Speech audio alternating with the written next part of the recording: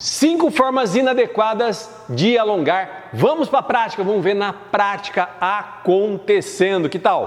Bacana demais, né? Quando eu vejo na prática, eu mudo totalmente a forma minha de ver aquilo, de entender aquilo.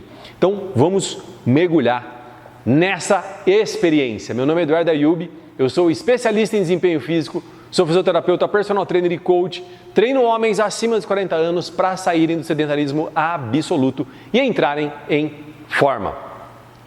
Quando a gente vê na prática, quando a gente experimenta algo na prática, cada célula do nosso corpo é comunicada daquilo e não tem mais como esquecer aquela experiência. Então vamos mergulhar de cabeça. Se você já está curtindo esse conteúdo, faz assim, ó, clica no curtir. Quando você clica no curtir, o YouTube entende que esse conteúdo é bacana, ele chama mais pessoas para vir aqui, ver na prática também as 5 formas inadequadas de alongar. E compartilha com aquela pessoa querida que você sabe que alonga e talvez nem conheça essas 5 formas. Eu não conheço ninguém aqui, eu não fiz avaliação em ninguém, eu não sei como é o funcionamento de cada um aqui, não conheço as cadeias musculares de cada um, então não tem nada que é personalizado, é tudo geral, né? Serve para todo mundo, não é algo específico, mas tenho certeza que já vai ajudar várias pessoas a entender um pouco mais essas 5 formas inadequadas de alongar, perceber que está fazendo de forma inadequada e começar a fazer a forma adequada. Eu trabalho com fitness e emagrecimento com a fisioterapia associada desde 95. Então, faz muito tempo. Então, eu já vi centenas de milhares de pessoas fazerem errado. E já vi também centenas de milhares de pessoas fazerem certo. Vi pessoas chegarem fazendo errado e aprenderem a fazer o certo. E é isso que nós vamos fazer aqui. Esse é o nosso intuito. Então, deixa de conversa e vamos para a prática. 5 formas inadequadas de alongar, vamos ver na prática aqui. Vou mostrar 3 alongamentos, depois eu vou falar de algumas particularidades dos alongamentos, mas de uma forma geral. Então, um alongamento muito comum que a gente vê as pessoas fazendo é esse aqui, né? Esse alongamento aqui. E aí ela faz assim, ó, certo? Ou ela alonga e aí ela faz isso aqui, ó, né? Ela não mantém aqui junto, né, os joelhos.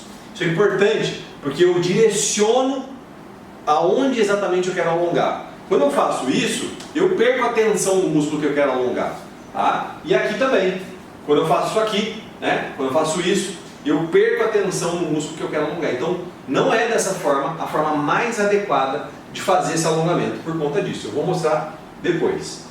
Um outro alongamento é esse aqui, né, ó, para querer alongar a parte de trás aqui da coxa. Mas eu faço uma flexão muito grande da coluna e eu vou ter que manter essa posição, né, por um tempo. E isso vai desativando a musculatura da coluna, que também sofre com relação a isso. E é exatamente esses músculos desativados, músculos profundos da coluna. Imagina as vértebras, né? Eu tenho 2 vértebras aqui, são esses músculos pequenos que interligam uma vértebra com a outra.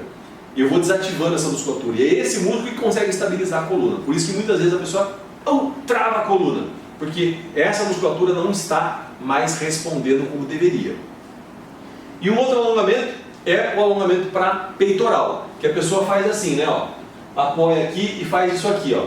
Faz esse alongamento assim, né? Apoiado aqui na parede. Só que as fibras do peitoral, a grande maioria das fibras do peitoral, elas estão nesse sentido e não nesse sentido. E aí eu faço esse alongamento e vou forçando aqui para virar o máximo que der. E aí muitas vezes eu estou forçando a articulação do ombro. Eu forço para abrir a articulação do ombro, para abrir o tecido que segura a articulação do ombro. Então, tem que tomar um cuidado muito com relação a essa questão do ombro, porque o ombro é uma articulação frágil, né? O húmero a cabeça, o húmero está aqui, né? A cabeça do húmero está aqui, ele se encaixa aqui no ombro numa estrutura que a gente chama de estrutura rasa, porque ela não encaixa perfeitamente ali, né? Ela fica solta. Quem segura aqui essa estrutura são músculos que seguram a estrutura, nessa estrutura que a gente chama de uma estrutura rasa, por exemplo, diferente da estrutura da articulação do quadril, que é uma estrutura mais profunda, é a cabeça do fêmur, ela encaixa melhor lá dentro, tá? A gente tem que prestar atenção nisso, para não deixar esse ombro instável ao ponto dele sair daqui dessa estrutura que é mais rasa, né? Essa estrutura faz parte desse ossinho aqui das costas, né? Que a gente chama de escápula. E aí o ombro sai do lugar, né? Realmente sai totalmente do lugar, e isso é uma situação bem ruim. Essa é uma situação que a tendência é ir piorando, né? O ombro sai do lugar uma vez, sai outra. Então, evitar esse alongamento aqui, forçando, querer virar demais aqui, né? Querer encontrar as mãos lá atrás, por exemplo, né? Fazer aquele alongamento de uma pessoa, né? Levando as duas mãos para trás, tá? É bem agressivo. Isso para o ombro a gente vai ver como fazer de uma forma melhor. Um outro ponto importante a ser observado é que o alongamento ele precisa ser mantido por um tempo. Não adianta eu entrar na posição do alongamento e logo sair. Por exemplo, 1, 2, 3, 4, 5. 1, 2, 3, 4, 5 não resolve, né? A gente vê pessoas fazendo isso, né? Alongando aqui atrás, 1, 2, 3, 4, 5 não resolve. Por quê? Os primeiros 10 segundos, 7 e poucos segundos, a musculatura, quando entra na posição de alongamento, ela contrai, ela está fazendo um efeito contrário do que eu quero. Eu quero alongar, eu quero relaxar. Então eu tenho que manter essa posição por mais tempo para a musculatura ir relaxando. Tem um sensor no músculo que quando eu alongo, ele faz contrair. Que é o mesmo sensor que quando a gente bate lá no joelho, né, vai ao médico, ele vai querer ver o nosso reflexo. Ele bate lá no joelho, a perna faz assim, né? É pelo reflexo de estiramento. Eu bato ali, eu causo um alongamento abrupto e aí tem uma tendência de ter esse movimento reflexo. Então, eu tenho que manter o alongamento, a posição de alongamento, 40 segundos, 1 minuto, no mínimo, para preparar a musculatura para entrar para a atividade.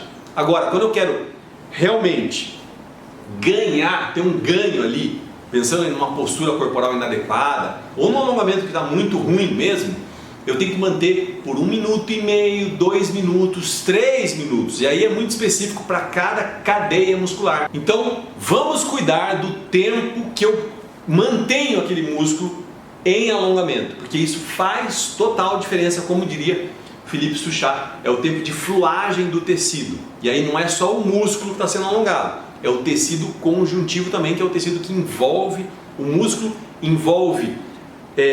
o músculo ele é formado por vários feixes, ele envolve também o feixe, e o feixe é formado por várias fibras, e ele envolve também a fibra. Então esse tecido conjuntivo está bem presente no nosso corpo.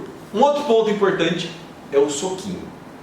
A pessoa leva na posição de alongamento e fica dando um soquinho, né? É muito comum quando a gente faz aquele alongamento de descer, né? De ir com a mão na direção do pé, a pessoa fica fazendo assim, não. Isso é ruim. Por quê?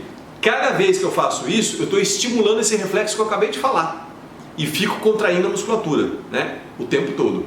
Então, não é legal, né? Põe na posição de alongamento e fica dando um soquinho, né? Não é bacana, né? Vou lá na posição de alongamento e fico dando soquinho. Não é bom, tá? Por conta de estimular esse reflexo de contração da musculatura. Esse é um ponto importante. Começa a observar as pessoas fazendo alongamento.